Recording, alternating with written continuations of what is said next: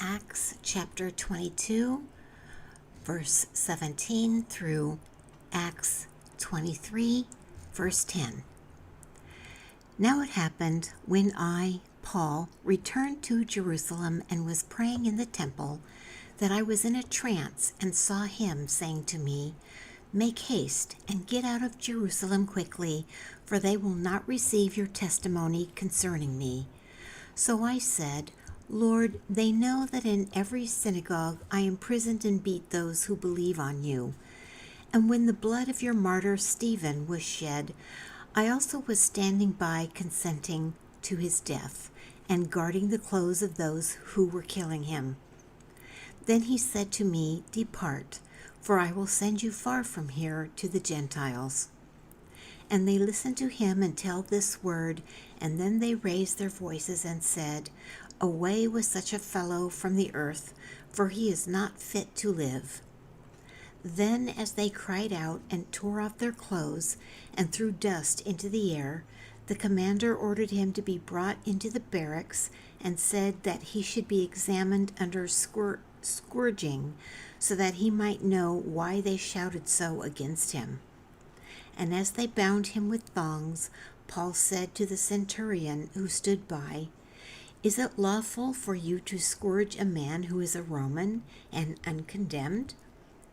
When the centurion heard that, he went and told the commander, saying, "Take care what you do, for this man is a Roman."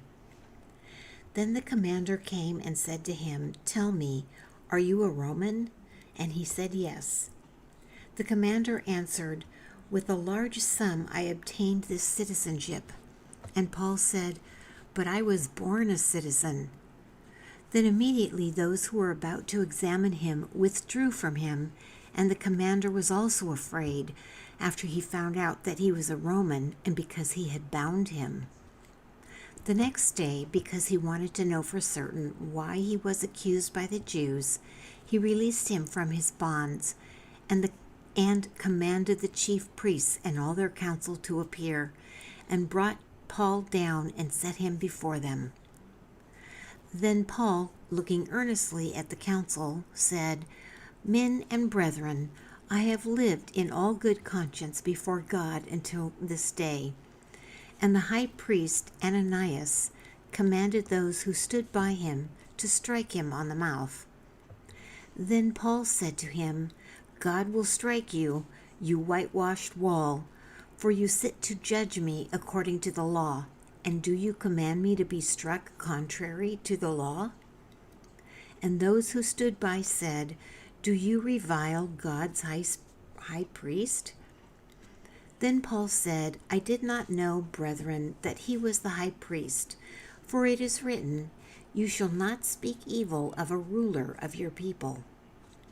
But when Paul perceived that one part were Sadducees and the other Pharisees, he cried out in the council, "Men and brethren, I am a Pharisee, the son of a Pharisee.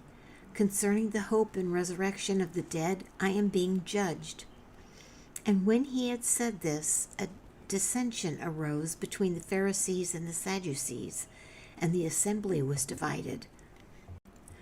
For Sadducees say that there is no resurrection, and no angel or spirit, but the Pharisees confess both. Then there arose a loud outcry, and the scribes of the Pharisees' party arose and protested, saying, "We find no evil in this man, but if a spirit or an angel has spoken to him, let us not fight against God." Now when there arose a great dissension, the commander, fearing lest Paul might be pulled to pieces by them, commanded the soldiers to go down and take him by force from among them and bring him into the barracks.